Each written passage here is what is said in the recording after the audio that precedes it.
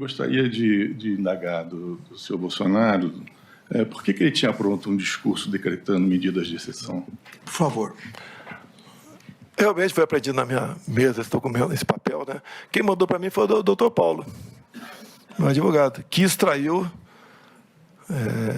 do inquérito. Me permite a palavra, excelência? Pode continuar. Interrogatório, não. Depois... É isso que aconteceu.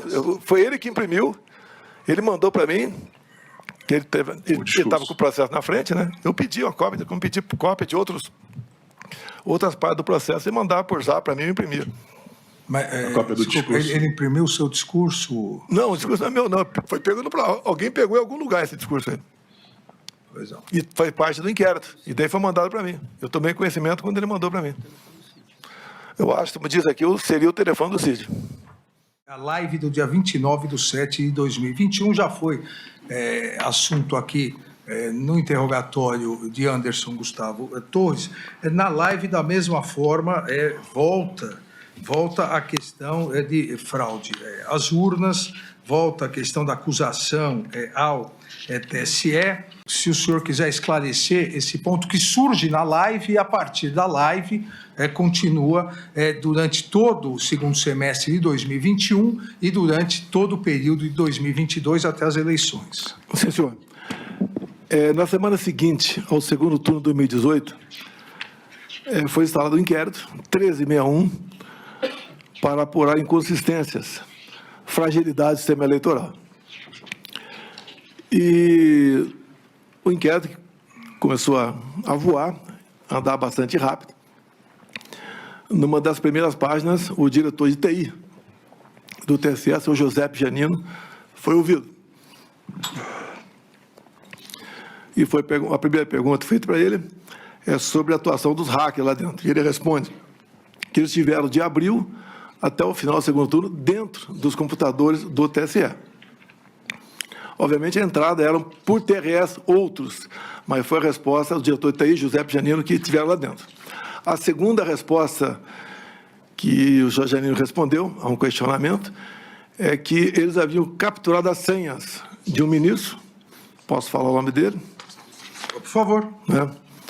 Sérgio Banhos, e 5 diretores outros. Quer dizer, além do hack estar lá dentro, ele teve que sequestrar a senha de um ministro e 5 diretores. E a terceira pergunta, que foi respondida meses depois, não para o senhor José Janino, mas para o outro servidor, mas lá atrás foi pedido ao senhor José Janino os logs, que podiam ser entregues no dia seguinte.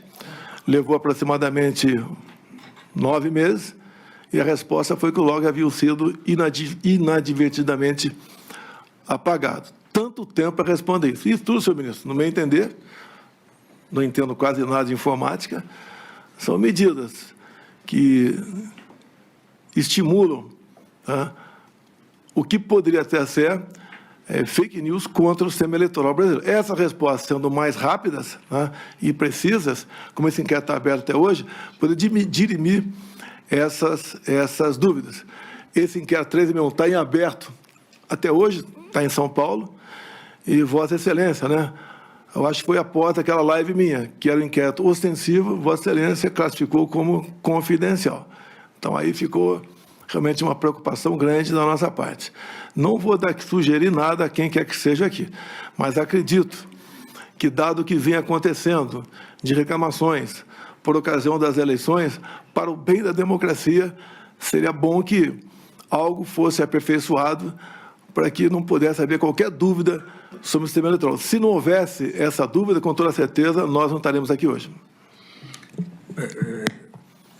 Na verdade, não há nenhuma dúvida sobre o sistema eletrônico, e esse inquérito não tem absolutamente nada a ver com as urnas eletrônicas, absolutamente nada, e a sua defesa vai poder esclarecer bem, porque já está juntado aos autos. Eu gostaria de saber se o senhor Bolsonaro considera adequado mobilizar recursos públicos, convocar uma reunião oficial para apresentar posições pessoais sem comprovação e incentivar ministros do Estado a confirmar e a divulgar uma narrativa sobre fraudes eleitorais, sobre um sistema impróprio de funcionamento do sistema eleitoral. Por favor. Senhor procurador, é o meu temperamento.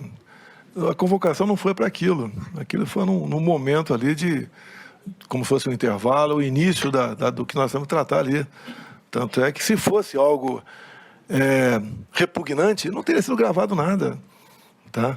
Ou melhor, alguém gravou sem a permissão nossa, mas não estaria aquela 20, 30 pessoas com plaquinha na frente, mais umas 15, 20 pessoas assistindo aquilo tudo. Assim como eu acredito, né? Pode ser que não ocorra em alguns locais, né? Nos locais mais importantes, tem o horário do lanche ali, do desabafo, falar o que não deve. Aí isso aí não foi nada pensado, né? Fazer aquela reunião para fazer exatamente isso. Foi um momento de descontração ali naquele evento, dado o meu comportamento, que o senhor já sabe que depois daquela sessão secreta com 29 palavrões, né? Infelizmente eu tenho melhorado, mas estou longe ainda de atingir um nível mais civilizado para conversar. Só aproveitando essa questão, nessa reunião que era ministerial, por que a presença do candidato a vice-presidente Braga Neto se ele não exercia mais nenhum cargo público? Eu nem sei porque ele estava lá, nem sei se ele estava lá. Ele estava ao seu lado. Mas tudo bem. Não via nada demais ele estar presente ali, como se tivesse um deputado, um senador ali, também poderia assistir ali aquela reunião. Eu gostaria de indagar como que ele enxerga medidas de anulação de eleições, prisão de autoridades, como que isso se enquadraria dentro da normalidade constitucional, e essas eram medidas que estavam previstas nos atos que foram cogitados durante esse período. Voltando à pergunta anterior, em julho ainda não era o período eleitoral. Então o Braga Neto estava apenas descompatibilizado. Não houve essa história de prender quem quer que seja. Tá? E nós voltamos para a Constituição, que é a nossa base, quando entendemos que não podíamos fazer mais nada no TSE, tendo de vista o valor da multa. Eu desconheço até no Brasil aqui qual advogado que peticionou alguém e cujo cliente foi multado. Eu entendo, né, posso estar errado, se o senhor ministro, se o TSE apenas indeferisse, tá? Ia ter mais uma ou duas, talvez 3 petições, está encerrado o assunto.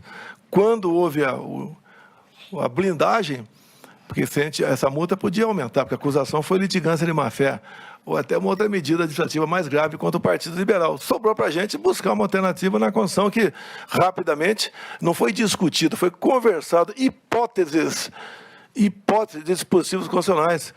Como disse o ministro Fux aqui, nada foi assinado, não foi dado um pontapé inicial de nada. Fora daqui, a gente não tem mais o que fazer.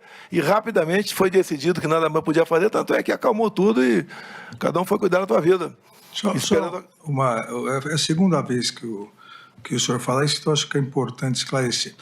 O senhor está dizendo que a cogitação, a conversa, o início dessa questão de Estado de sítio, Estado de defesa, teria sido em virtude da impossibilidade de recurso eleitoral, isso? Sim, senhor. Okay. Essa é a minha última pergunta, senhor ministro. O senhor sabe que o seu partido recorreu e perdeu, só para... Não, daquela multa, 22 milhões? Sim, perdeu no plenário do Tribunal Superior Eleitoral. Foi recurso apenas em cima da multa, então? Exato. Não do mérito? Não, de tudo.